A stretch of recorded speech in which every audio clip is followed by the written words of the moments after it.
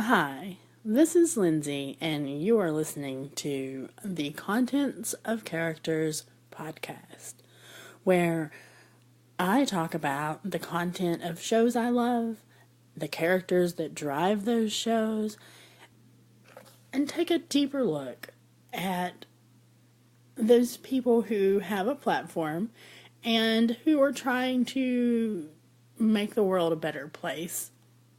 And sometimes this is related specifically to the show, and sometimes it's related to a theme, and sometimes it gets quite personal. Ergo, contents of characters. I have started putting times in the show notes for the contents of character, ending time, and the crazy count ending time, or beginning time. And, if there happens to be a spoiler or something that I think is notable, I'll have that down in the show notes. So if you want to, pause it, pull over, take a little look at it, then you might, hopefully you won't. You can listen to what you want to when you want to, is all I'm saying.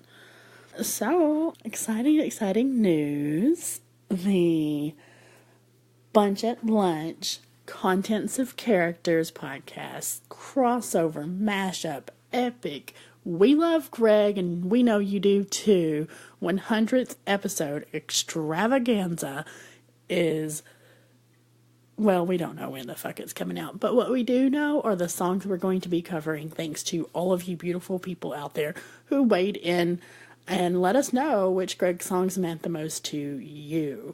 And the winners are, in case you have missed it on social media, Settle For Me. Did anybody see that coming? Oh yeah. It's gonna be good times. Number 2, yeah, I don't have any sound effects. Deal with it. It was a shit show. This is the one I was rooting for, cannot lie. I mean, I was rooting for a lot of songs, but I was rooting for this song just because I feel like it sums up so many relationships I've had. And the one that makes Cynthia at Bunch at Lunch oh so happy. The one that my 10-year-old brother had to get his vote in for. And the one I was just informed tonight my cousin voted for is Could If I Wanted To. That's right. You know what? Grunge rock is where it's at. Greg is where it's at. We'll have that episode for you near the 100th episode, 100th song that's being released, and we look forward to it.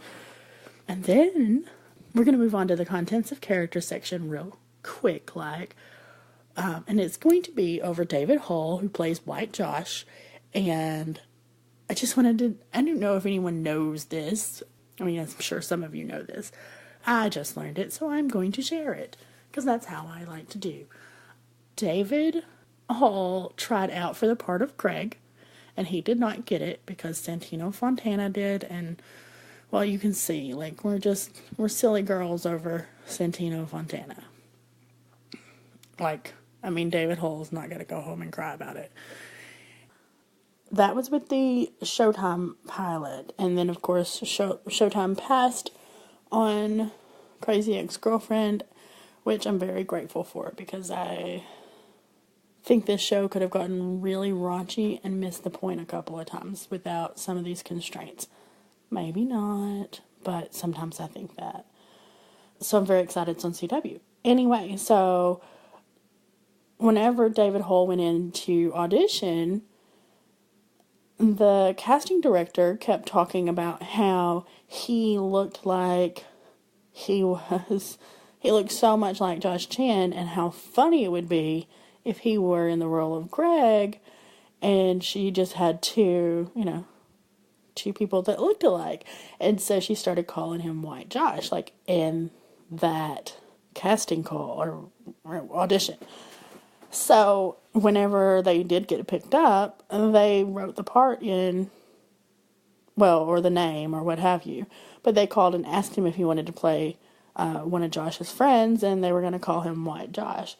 And so I thought that was a fun tidbit, and I wanted to share it with you. Now, we are going to talk more about the actor behind White Josh. The contents of David Hull's character.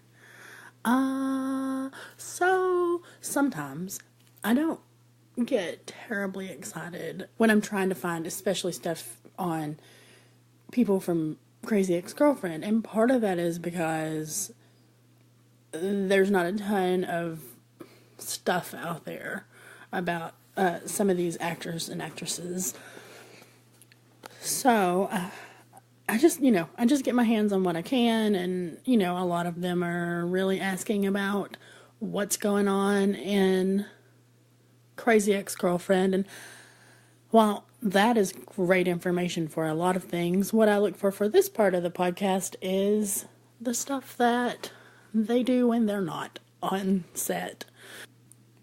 I got pretty excited when I found this clip on YouTube from KTLA, Channel 5. I think it's called The Cast of Crazy Ex-Girlfriend Lends a Helping Hand, or something close to that. And it's a very short clip, and it shows David Hull, Catherine Burns, Roger Udwin, Gabrielle Ruiz, Lovell, Michael McMillan, and Michael Hitchcock, who is an executive producer. And they're all there, and they're helping at this charity, which is called Project Angel Food. And they basically deliver food to people who are sick, but it's like a nutritious food. And so the cast and crew went in there, and what it looks like they did was spend a good amount of time packing food, just kind of plating like sort of like TV dinners, but it was all very healthy and organic. It looks like very LA type stuff going on there. And the part that kind of struck me is that David Hull was the person who made this happen. So apparently David Hull volunteers there. I don't know how often he does, but in the news clip it literally says on the regular. So I always think that donating your time, maybe not always, but I think donating your time is very encouraging and uplifting for yourself and for other people, and it encourages other people. And so it's not the only time I've seen the cast do things together, but this feels like this was something that David Hull was already a part of and kind of brought them in on for, I don't know why. I don't know if it was, part of like some good publicity, or if it was part of, I just really want to help this organization out because I volunteer here, or they asked him to and he wanted to. I don't really know that. And I don't think that David Hull's the kind of person who's ever going to let that sort of secret out. But it just warms my heart to see that they were doing this, and they were doing it during filming. So if you've listened to any of Rachel's podcast or Rachel's interviews, you know that they're on a pretty tight schedule. Another thing I found out about David Hull that I found really exciting is, now this is for you Broad City fans. Be a Broad City fan. Be a Broad City fan. It's going to make you a happy fan to be a Broad City fan, especially season 1. So, in real life, David Hull is Abby Jacobson. He cleans a gym so that he has free membership to the gym. This is his real job. Despite him being on Crazy Ex-Girlfriend, and he just did get signed as a regular this year, and being on Insecure, so having 2 sort of steady gigs. I don't know how well paying they are. But, he says, hey, this is just something that, I want to do, and it's a good job. And I just think that's so fucking cool. And also just that he works at a gym, and then works at a gym in the show. I kind of love that. And then, okay, so that's mainly what I have on David Hull right now. Although it just kind of seems like he's a very genuine person. Just listen to a podcast called Worst Ever podcast. And he was talking with Christine Lakey. I don't know. But anyway, she was a child actress on Step by Step.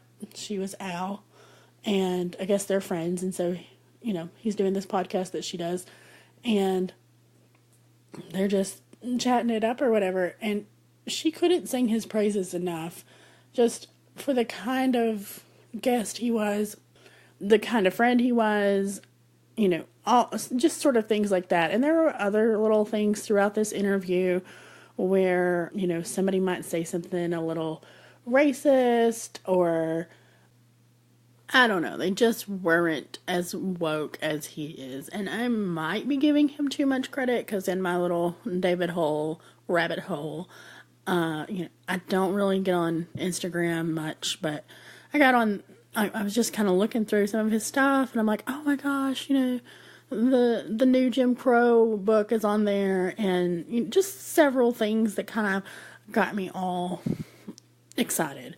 But it all started with this clip on KTLA, and anyway, I think David Hull is a good guy. And so I had mentioned that he's on Insecure, so this is just like a little tidbit that I've been wanting to share, but I just didn't have a place to share it until this moment. So at one point in the show, and I'm not going to give you any, go watch this too. Go watch Broad City, go watch Insecure. There's a million girl power shows out there right now, and find them, claim them, love them. They all are pretty interesting in their own right. So, Issa's the main character, writer, creator, come from YouTube. Sound familiar? Okay, so she's having this argument with her boyfriend or ex-boyfriend, and it's on into the second season, but she just kind of lists off different places in Southern California in the LA metropolitan area, and she mentions West Covina, and I'm just, I'm like, oh, and I'm so excited. And then it kind of dawned on me that David Hull was on this show as well, and maybe that has something to do with it. And so I just kind of think that it was a little nod to what Rachel and Aline are doing. And I think that's special, and it makes me happy. Yeah, so I like the contents of David Hull's character. Also, if I haven't said it before on this podcast, try to make this the last time I say it. But his arms, specifically, not always, I'm not a big arm person, but his arms on, that song I talk about all the time, Where's Rebecca Bunch? That is just I love that. I love David Hull in that number. Okay. So now we're going to cover Rebecca, and we're going to cover Paula, and we're going to cover the breakup, and we're really going to get into Josh in this episode. I hope you enjoy it, and without further ado, let's start with Rebecca. Rebecca is probably the person who's not telling herself as much of a story as, say, Paula and Josh Chan, but that's not really her norm, so it's worth noting. So she mentions that she's always loved buffaloes since she saw Bruce Almighty, and kind of the overarching theme of Bruce Almighty is that Jim Carrey, don't remember his screen name, has to learn to let go and let God, so to speak. And since Rebecca says, when she's referring to her book, Talking to Bob, that, The Bible's a little too sci-fi for her. I think this is really just about her learning to let go. And so we kind of see that as a different parallel. Also, in the movie, they have trouble, Jim Carrey and Jennifer Aniston have trouble with their dog peeing all over the place and not really getting it. So I kind of think these peeing and pooping in Paula's drawers to be a weird Rachel Bloomish kind of nod to Bruce Almighty. And so I think that she finds a great deal of comfort with Paula's dad, but it wasn't a plan. She wasn't looking to avoid Paula as much as she walks in and he's like, oh, you're the one that doesn't know how to kill themselves. And while this is not something you should say, I think we can agree most things that Bob said are things that we should not say. Also, like, when something has happened to you and people are sleeping outside your bedroom and scared when you go to the bathroom, or, you know, just overly hyper aware of everything you're doing, and they're afraid to make jokes, you need those people in your life that are going to make those jokes. And so I think that just put Rebecca at ease and was like, oh, it's not like I'm going to have to tell you any of the stuff. You already know how bad it gets. I don't have to pretend to be anybody else. And also, it's kind of funny, right? Like, because you have to laugh at yourself, not because it's actually funny. Not because it's like Logan Paul kind of funny, laughing at suicide, but because I survived it and now I have to cope with it. It's funny.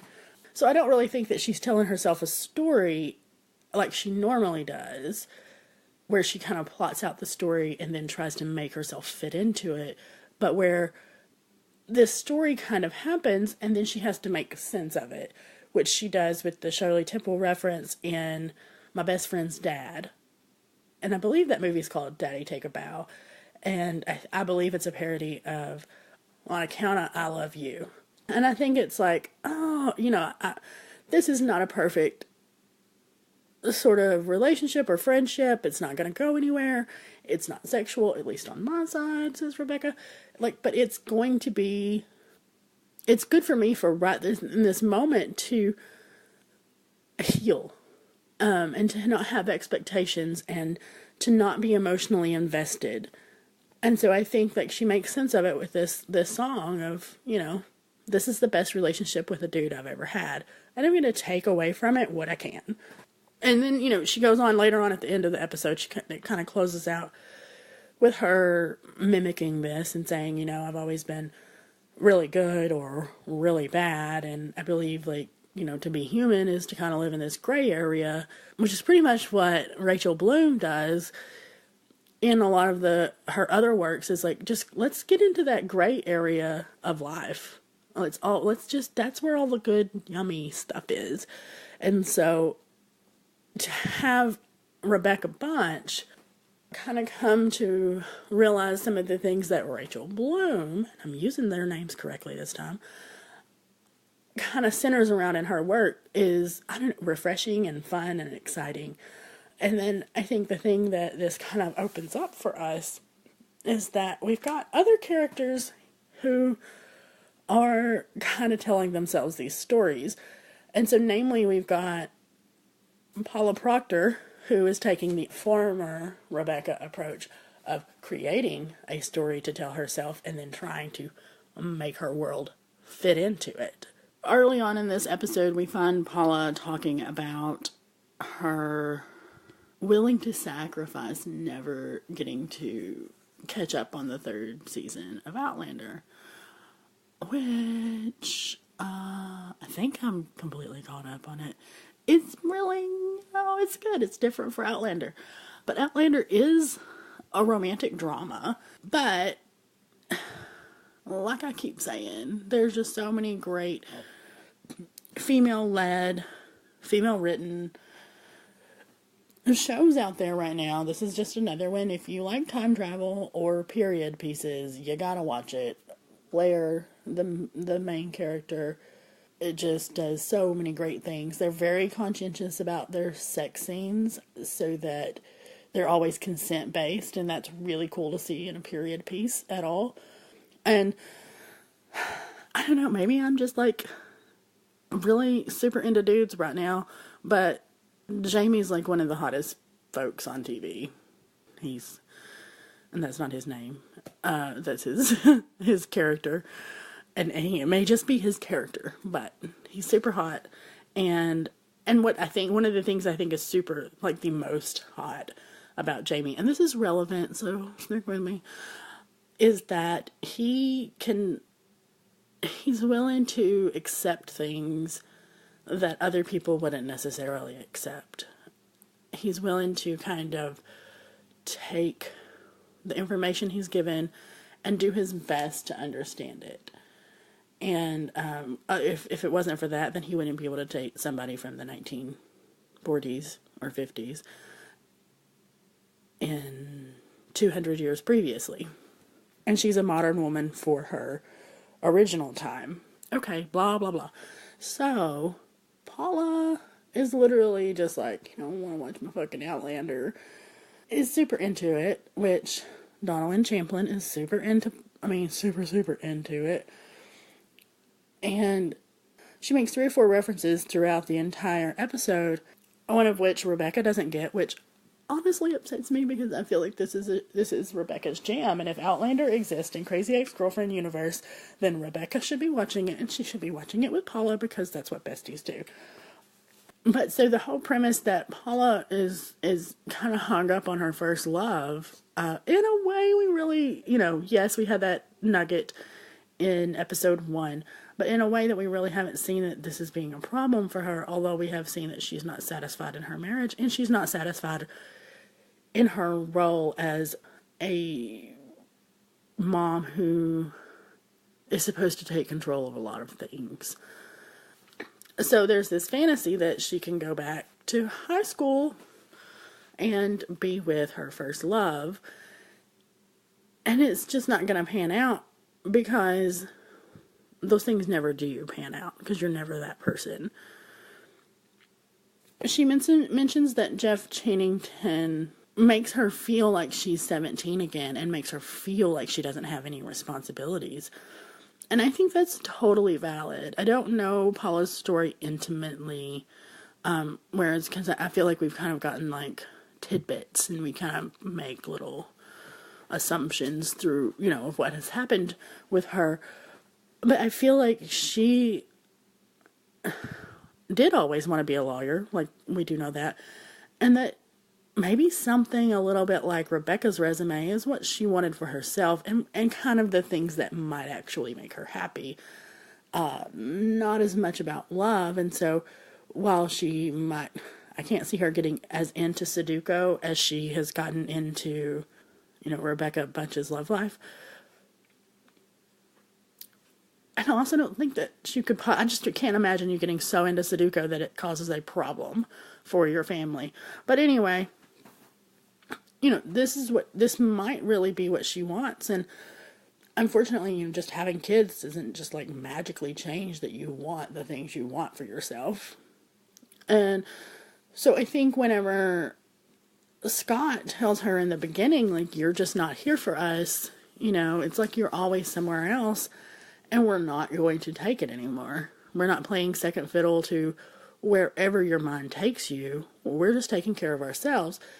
That's Scott jumping off into a healthy place for him, because I think he's tried to compensate by putting himself into maybe the West Provinas, or, an affair, or being a really great husband, or whatever it is. He's tried different approaches, but it doesn't feel like they've done a lot of approaches on their own. And I kind of wish that we would go back to Father Bra and see a little bit more of their couples counseling, because you just don't have a codependent person who's not in a relationship with someone who's codependent or feeds into that codependency. And Paula is codependent, and if she gets a diagnosis and she doesn't get, some heavy-handed, you're fucking codependent as shit, like, they're missing the boat on Paula.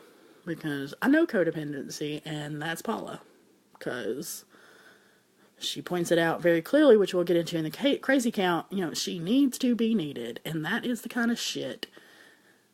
Speaking from experience, coming from a family of everyone who's codependent, that's the kind of shit you say and you believe and you really do feel like you need it. Like, it's not like it's a drug. It's something you really are dependent upon. And so Paula gets to, kind of go back and have this moment with her dad where she gets to tell him, well, I am smart. And I think that, Paula gets a lot of validation throughout this whole episode. We've got the wonderful and probably infamous same size spoon speech by Rachel, which I want to go into a little bit more. We've got the desire by Jeff. We've got the Brad Pitt and Thelma Louise Outlander mashup conversation with Scott where he says, you two, and he shares the pie with her. Much like I really feel like they were doing. I should go back and watch this. I really feel like they were doing whenever they were rehashing the season one theme song. So she gets a lot of validation that, should really bolster her up. And quite frankly, she deserves. So I'm really on such a, Paula is my girl. Like, I get her like pretty hardcore, I feel like. And there's a part of me that kind of gets stuck, and I'm like, do people really pine for their first love or this certain person pre-marriage, since I'm not married? But I've been through enough to know that, like, the reasons that I've pined for people long after that relationship was said and done, or had moved on, or, was no longer where it needed to be, and whoever might have done that for me, really it wasn't tied as much to the feeling, because those things are definitely there and they're real, but it is tied something along the lines of that closure and what you might have lost at the ending of that, or what you might have given away freely that you need back in a sense. And so on that level, I can get on board with, like, Paula hearing that Jeff Channington had wanted to be with her and had thought about her often, as being validating, that it wasn't just her that was left in the wings, that they had both made choices, and unfortunately, it's not going to work out, and he's all like, damn. But I think hopefully it does give her a new appreciation for being with Scott. However, Paula is going to have to do a lot of work to figure out how she is going to move forward and be this version of herself and accept it, and bring her kids along and bring her husband along with her and go along with them as well when she's not that into it. Because the fact of the matter is that between Paula and Rebecca, and between Paula and Scott, and between Paula and her kids, like, there's some really unevenness going on here where, for whatever reason, Paula is willing to sacrifice what she needs from Rebecca. So this leads me to believe she does the same thing with her other folks. So she's willing to sacrifice what she needs from Rebecca. Even in this episode, like, I don't feel like Rebecca ever went to the kitchen and talked to her. I mean, obviously she didn't, because she talked about, Sheila Groface. Oh my God. Ugh. And so Paula is being taken advantage of while also taking advantage of, 305, I think, 306, when she says, my family will understand, it's fine. 305, 306, I don't know. My family will understand. 306, how could I not know? Clearly, they know that this is what they have to deal with, but understanding isn't necessarily the same thing as being like, I have to accept this. And so that's kind of an overarching theme in this episode. And also the other overarching theme is self-flagellation. And so we see the people who are not in getting the closure that they need doing a lot more self-flagellating, mainly Jeff Channington and Josh Chan, who both say things like, idiot or crazy or stupid, and Rebecca does too. But there's sort of this idea that my messed up self is just not good enough. And I'm of the mindset that, you should always try to be better, but also at the simultaneously and paradoxically, you should also always try to accept where you are, and that whatever your limitations or unfulfilled goals or unfulfilled dreams are, that is okay, because this is about peace and survival. Well, I'm worried for Josh because I feel like his self-flagellation seems to be at an all-time high. Now, I think he was hard on himself whenever he cheated on Valencia, but I think like his worldview hadn't quite been destroyed at that point. Maybe he didn't feel as lost at that point because he had the next thing lined up kind of deal. But I appreciate getting to hear his, maybe not just inner thoughts, but some of his inner thoughts through dialogue. And I'll get a little bit more into that into the crazy account. So his friends group is a little weird. They support him in whatever whim he wants to go on, such as modeling. But I also kind of feel like, especially after this episode, that they just get a joy out of watching him humiliate himself. And I think part of that is that Josh just doesn't he looks at things as little opportunities, and he gets excited pretty easily. And everyone else seems to be a little bit more pragmatic about the choices they make with their life. Not that anyone's, got it figured out in West Covina, or anyone's got it figured out anywhere else. So, and when Hector says, I just can't look away from that train, I'm like, well, you know what, Hector? You can. You can. You don't have to be there to watch him humiliate himself in a non-supportive way. So whenever they go to Spiders, all of his friends show up, and I think that's a big deal. I think being there is a big deal, but I don't know. They try to make sure that Anna, who's played by Brittany Snow, doesn't see what he's about to do, because they know this part of him, and they're going to kind of protect him in his relationship. Which also says something about how shallow the Anna character is. But I don't really see them giving Josh true support. And this might be true all across the board, but I don't really see them giving Josh true support. And it's got me to thinking, if the Bechdel test weren't a test for women in film, would Josh, Greg, Wajo, Hector, would they pass the Bechdel test with that little group of 4 people? And I kind of feel like they would not pass it regularly. I think there are some episodes that they would, because I think there's 45 or more episodes. But do they talk to each other? Do the 4 of them talk to each other about something besides a woman? And I feel like we're going to be hard-pressed to find a ton of those scenes.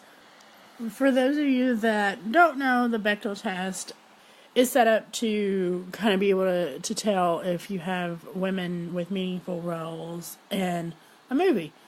There's 3 rules. The movie must have at least 2 women in it, and they need to talk to each other, and they need to talk to each other about something aside from a man.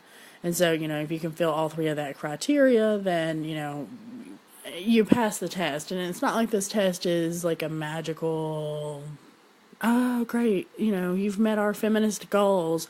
But more it was kind of, from what I understand, it was designed to kind of point out the disparity between women's speaking roles and what they actually speak about, and gender inequality in movies, which, big shift is happening.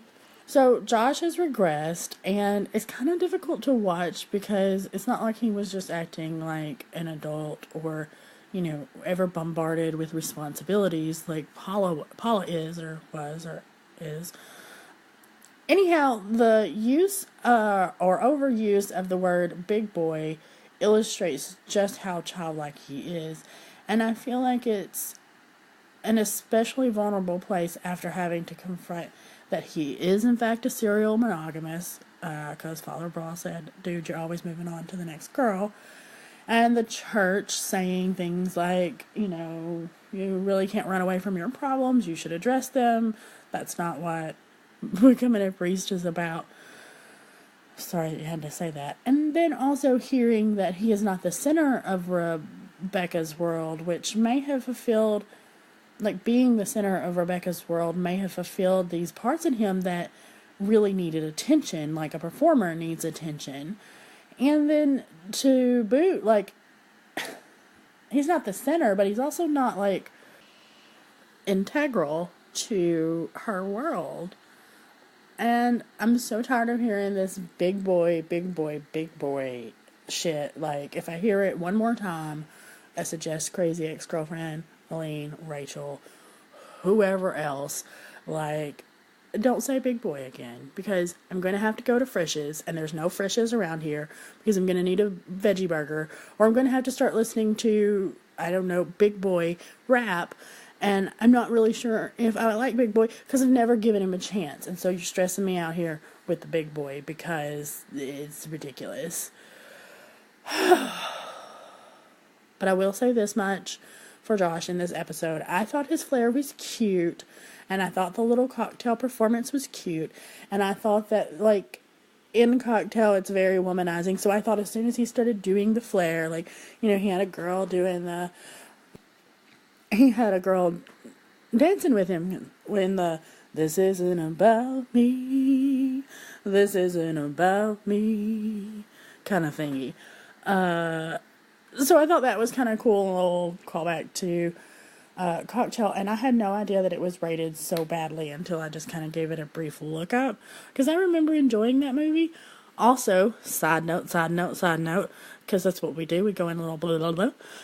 Cocktail had a suicide that resulted in a couple getting together. Could you stop it with these suicides that are plot points? Fucking-lease. I get it, it was 1988. I don't care. I watched a bunch of Shirley Temple shit, and I just couldn't hardly handle it because, like, of all of the black roles that were in these movies, and how they were just, like, background people who were often, like, butlers and slaves, and it was fucked up, and I didn't like it. So, moving on, still with Josh, we're not going very far. We're going to talk about that God-forsaken Zit.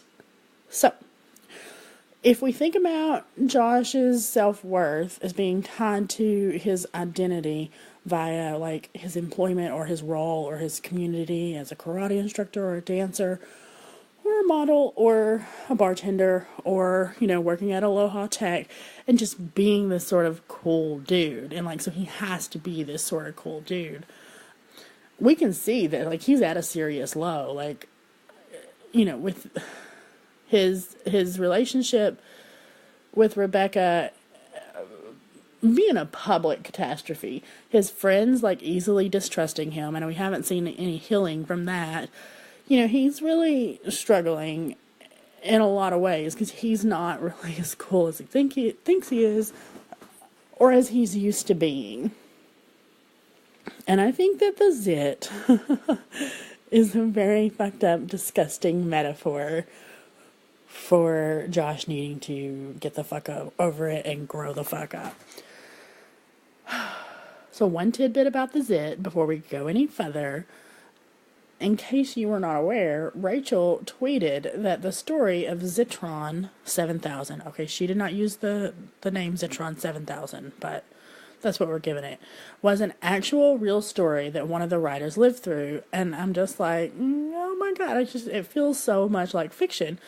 And I'm wondering, like, how much creative license did they take? And, like, Rachel is crass as fuck, but this still feels like something like Will Ferrell or Sarah Silverman or somebody would have done, like the fart joke for the fart joke. And somehow I feel like the turd in the drawer is not the fart joke for the fart joke. Maybe I'm wrong. Maybe I don't understand potty humor like I thought I did. So I guess I'll go work on that. Well, fuck. Okay, so Zitty McGee shows up soon after Josh begins taking pride in his overperformed staff position, or bartender staff position. And I kind of feel like at this point, when I was thinking about this, I didn't realize how much everything that Josh does is really about performance, and how much he needs that performance, and how that's like the true connection that him and Rebecca have, and yet have not explored, is their desire to perform and a love of some sort of stagecraft. So anyway, I'll be excited to see that. Zitmeister III rears his yuckified head very soon after Josh is getting his groove back. Okay, so how Stella got her groove back is not mentioned in this episode. With his little big boy nurse dance, he's providing like this service, but it's like a not needed service, but it makes his staff position fun for him. And he obsesses over learning flair, and he has a lot of pride and a lot of confidence that are growing, just as King Zitkong is growing as well. And the two of them are on this upward battle to realize that ultimately, Josh, you are just staff. You're not a flair bartender. This isn't some fancy gig. And Zitty, you are just a staph infection. So, get the fuck over yourself and get to the heart of what you want to do and who you are, Josh. And Zitty Stardust, just fucking enjoy that martini and never come back, please. Ever. Because you're gross. Like, so gross. So there was a lot of mentions of the word man around Josh, trying to counteract his big boyness. And the first comes from Chris, which I think is really exciting just because he's going through puberty, and he's tackling puberty like a man or a champ. And he is, I just think that my armpits are smelling like armpits is a great matter-of-fact statement. And it's kind of like, Josh, if you could just look at yourself very matter-of-factly, then we'd be good here. And so Josh Josh says, I'm a big boy. I'm supposed to be past all of that. What's the word for that? And Chris says, man. And Josh says, man. What's the word for that?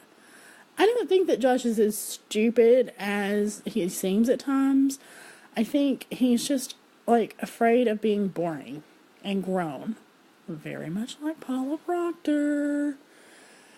And at some point, Chris also says, he says this is a barf, and I didn't really hear it the first time, but he says, man, this is a barf. And then at the very end, and Staph is mentioned a whole bunch, just saying. Why do I feel the need to tell you guys this? Because you probably know, because you have a brain. The Staph part of this, I think, is really important, because there's no reason to put it in there this way, because you can't tell that an infection is staph until it's been cultured and sent off for 3 days. So the fact that everybody, is just not calling it an infection, but is really pointing out that it's staph, I think really alludes to, Josh needs to feel important in his identity through his job or service or performance, really. It's really through his performance, and that staph is not really what he is. That's and there's nothing wrong with me in staff. I've been staff a ton. But Josh needs to have that air of performance. So if he's going to do flair, he needs to go to a bar that does flair and do that. But I think it just is also just a lack of his direction, and is like, okay, I'm going to take this job and I'm going to make the best of it, and I'm going to get what I need out of it. And so then at the very end of, the Josh sequence, Heather comes up to him. He's got 10 days of antibiotics. Heather's Heather, and she's just super fucking matter-of-fact and says, don't beat yourself up so much, Josh. We all do silly things.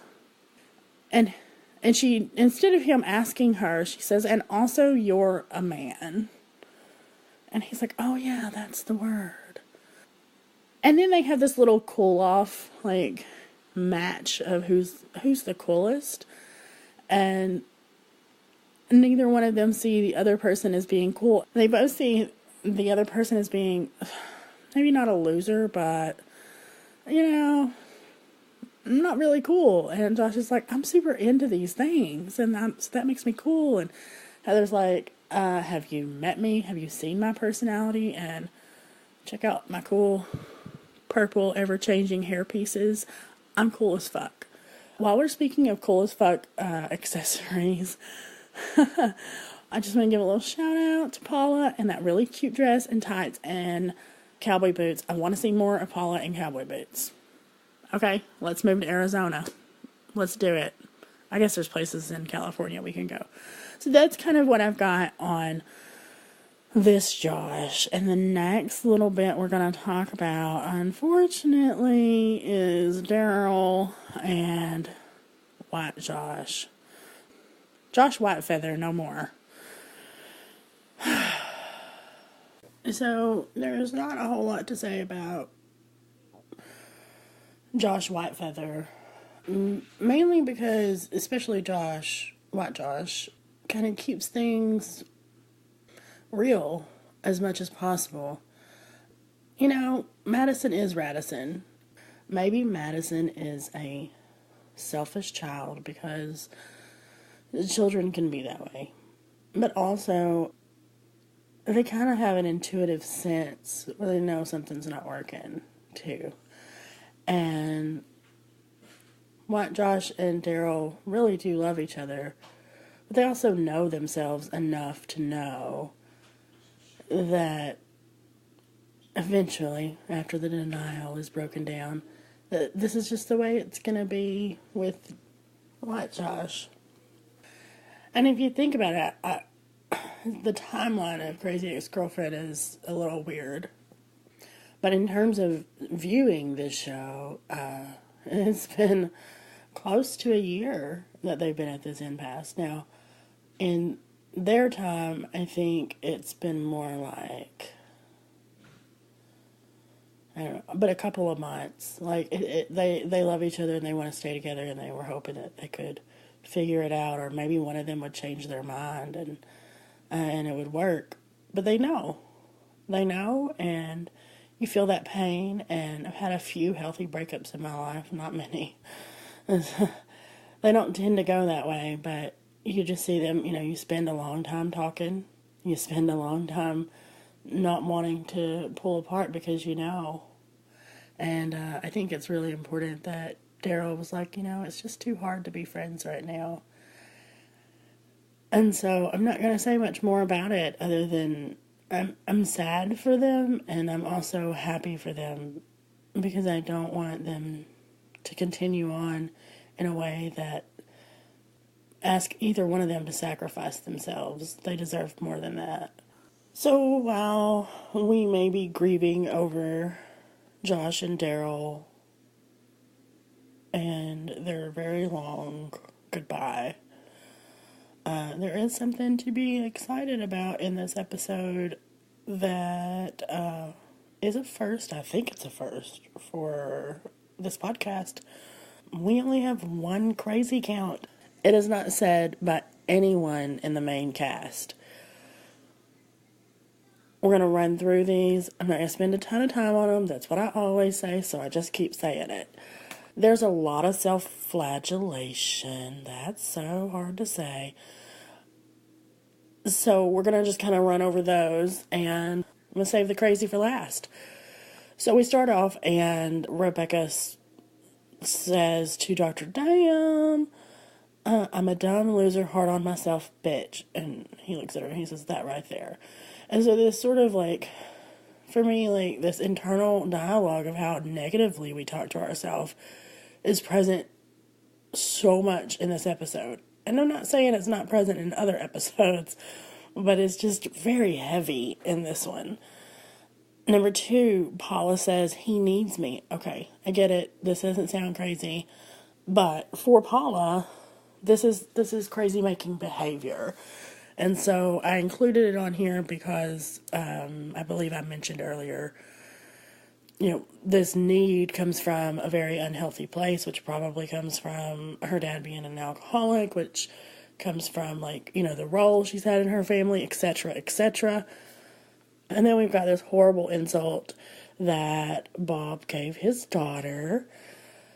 Paula doesn't have a sense of humor. That is why she's not likable. I don't know That's just crazy to hear.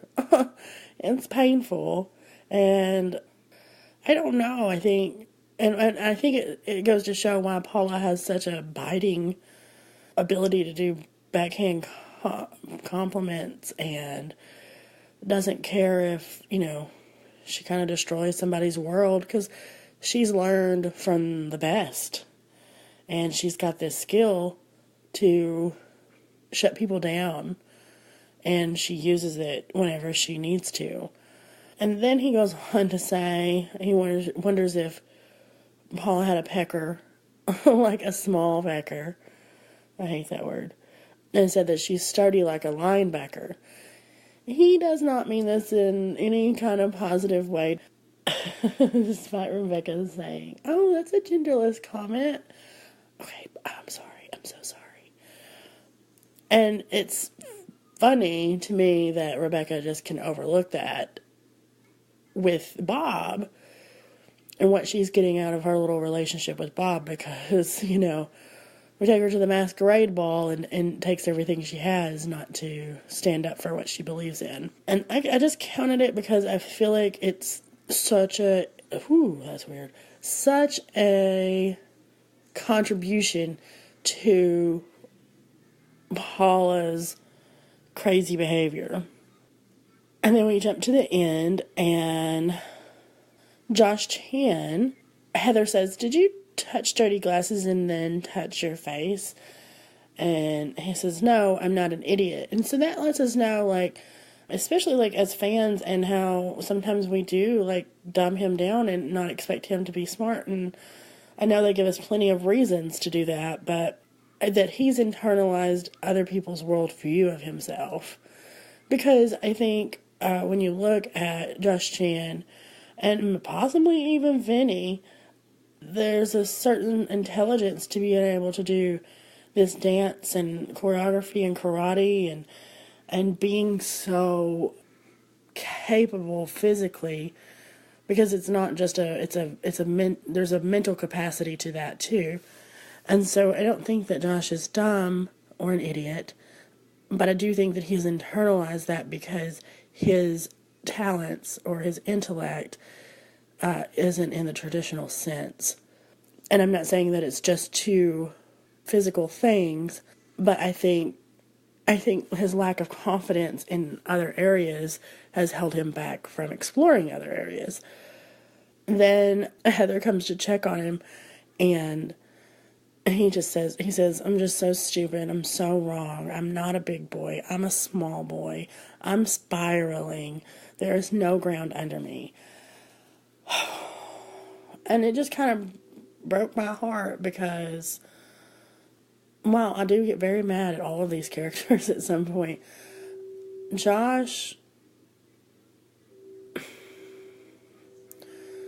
however Josh has gotten to this point, he doesn't get to this point often. And those of us who get to that point often, we have more skills to deal with it. And I feel like poor Joshy Poo just doesn't. So then we're going to go back up. We're going to go back up and talk about Jeff Channington. Him and Paula are in the grocery store. By the way, shout out for the first penis I ever saw, and recreating this grocery store, convenience store scene, and doing callbacks to season 1. Oh my God, that stuff makes me happy. But so Jeff says, when you're back here for a couple of days and we run into each other, that's crazy. And and I love that Paula says, so weird, right? But she doesn't say it so weird, right? She has a very different, what's that called? Emphasis on syllables. There's a word for it. Anyway. And then he starts talking about his Camaro, and he says, it's stupid. It's just a hobby. And so that's more of this parallel between, the Jeff and the Josh Channington is in the grocery store. And, I mean, just everything. Just so many parallels. But that's sort of another thing is, they believe that they're stupid. On some level, they believe that they're stupid. and are unwilling to really own who they are and become completely confident in who they are. It's not embarrassing to it's not embarrassing for me. There's no reason for them to judge themselves for popping a pimple with dirty hands, or, having a hobby of working on cars, or specifically Camaros. These are both, there's nothing stupid about it. And so it's just kind of interesting that they take these mundane things and judge themselves for it. And so our crazy count is 1, and the crazy is used in the context, he could have used it as, oh wow, that's so random that we show up, we see each other, or something of that along those lines.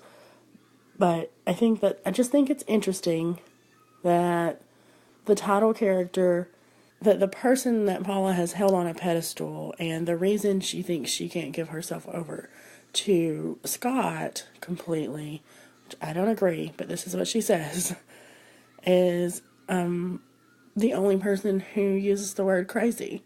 I think there might be something to that. And that is the podcast. That is it. I hope that you enjoyed it. I'm very sorry that these keep coming out late. I would like to get them out before the next episode airs. I do put in a lot of time on them, so that happens, and I do keep getting sick, and so I'll do my best, but just know if something doesn't come out on time, it will be coming out, and I do try to keep them episodic so that there's not spoilers coming up.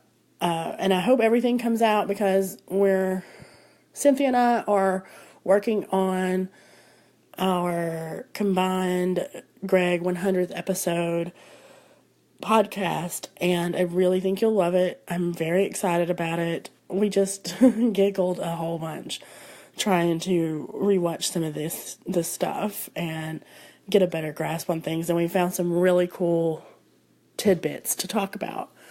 So, again, you can find me at Facebook, Contents of Characters, plural, not possessive, S's on both. And you can find me on Twitter at GirlyKick, GirlieKick, or please start following me on Same Size Spoons. I will be taking that account over and using it for this podcast in the near future, so I hope people will migrate over there. And you can email me bunch at lunch. I think on Twitter it's at bunch. Alright, it's Twitter at bunch lunch. And if that is wrong, I think I have it correct at the beginning of the podcast.